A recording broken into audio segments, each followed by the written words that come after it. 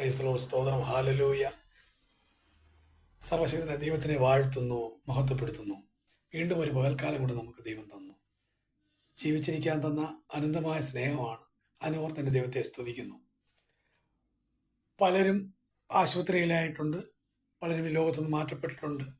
എന്നാൽ നമുക്ക് ജീവിച്ചിരിക്കുവാൻ ഭാഗ്യം തന്നു. അതിനോർത്ത് ദൈവത്തെ സ്തുതിക്കുന്നു, നന്ദിയോടെ വാഴ്ത്തുന്നു. പ്രിയ ദൈവമക്കളെ, ഇന്ന് നിങ്ങളോട് പങ്കുവയ്ക്കുവാനുള്ള ഒരു പ്രധാന കാര്യം, പലരും ചോദിക്കുന്നുണ്ട് ഈ സംശയം. കാരണം സൃഷ്ടാവിനെ മാത്രമേ നമ്മൾ ആരാധിക്കാവുന്ന വിശുദ്ധ വേദപുസ്തകം പറയുന്നു. സൃഷ്ടി ആരാധിക്കാൻ പാടില്ല.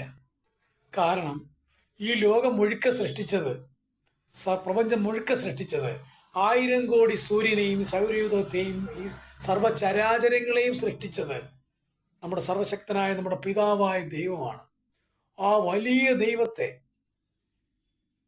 മനുഷ്യർക്ക് ഉണ്ടാക്കാൻ പറ്റുമോ? ഒരു സൃഷ്ടിക്ക് ഉണ്ടാക്കാൻ പറ്റുമോ ദൈവത്തെ?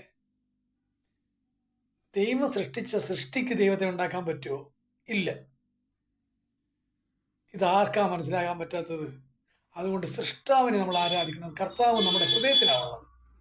സർവശക്തനായ ദൈവത്തെ നമ്മുടെ ഹൃദയത്തിൽ ഇരിക്കുന്ന സർവശക്തനായ ദൈവത്തെ നമ്മൾ ആത്മാവിലും സത്യത്തിലുമാണ് ആരാധിക്കേണ്ടത്.